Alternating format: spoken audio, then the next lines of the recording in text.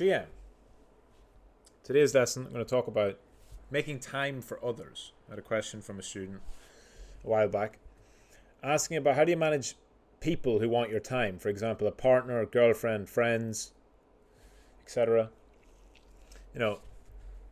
This student said he gets up early at 6 a.m, goes to the gym, does an hour of real world, works from midday to 8 p.m, then see my partner, then go to bed, and at the weekends I want to do a lot of work.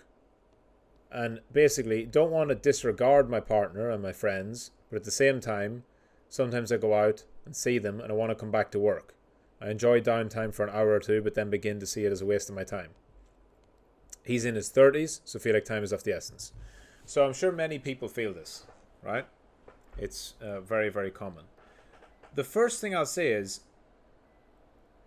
you're still a person, a human, first and foremost. We're social creatures. You cannot cut yourself off. Now, the worst thing you can say, the worst thing you can do is identify as an introvert. That's bullshit, right? Now, yes, you might not be the life of the party. You might not like being in large crowds. But don't label yourself as somebody who wants to be alone or is a lone wolf, any of this. It's all bullshit. You don't have to have a massive group of friends. You don't even really have to have many friends. But you should have a close circle, whether that's friends, close friends, whether it's family, be that siblings or parents or grandparents, or a partner, a boyfriend, a girlfriend, a wife, a husband, whatever. That core group should have nothing to do with your work and should have a good amount of your time allocated towards. This is important. I'll take myself as an example as a trader. So all I do is trade on the real world, right? Everything I do, from the moment I wake to the moment I sleep, work-wise, involves the markets.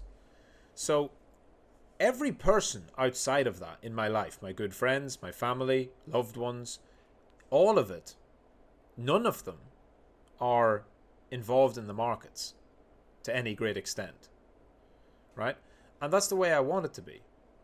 Because I don't need necessarily anything more outside of work than I already have. I have my network of people who are traders within my network. I have all of you guys. I have all the people I'm mentoring, coaching. I have my captains. I have my masterclass students. I have more than enough interface with the market. I actually want time outside of it. Then it's just a case of time management. Then it's just a case of saying, okay, I'm going to be disciplined with my time so that I allocate it correctly and that I enjoy my downtime. You have to have downtime. So it's not a case of feeling guilty about being away from work.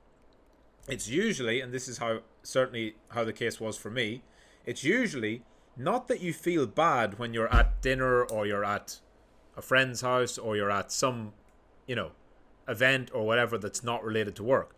You're not guilty about not being at work. What you're actually guilty about is that you didn't do the work you were supposed to when you had time. It's not, never, ever, ever, do not ever get into a position where you resent downtime. You need downtime. You need downtime for your brain to rest and think of other things. But you must earn your downtime. So make sure that when you're scheduling your days, your weeks, your months, that if you know in advance you're going to spend Saturday night with your wife, then Saturday night is already blocked off. That means Monday to Friday you do what you need to do. That means Saturday morning, Saturday afternoon, you do extra work. But when you're off, you're off. It's all just time management. So it comes down to something as basic as planning. Plan it out. Plan it for the people, right? The people you love, the people you want to spend time with. Allocate time towards them. Say that and just tell yourself ahead of time, this is not work. This is my downtime. Allow yourself it. Give yourself permission. It is totally fine. Then, anything outside of that, you can push it away. Right? If there's somebody who's like, oh, an old friend from school wants to go out drinking, you're like, at that point, you just have to learn to say no. If they're not in your close circle, if it's not adding value to your life, then don't do it. It's totally fine to do that. You're going to cross this. I did. We all do. You're going to reach a point where you're on a certain path towards what you deem as success for your life, and it's a lot of hard work and effort and energy, and you can only have people coming along with you that understand that. That's usually friends and loved ones and family that understand your mission and they support you.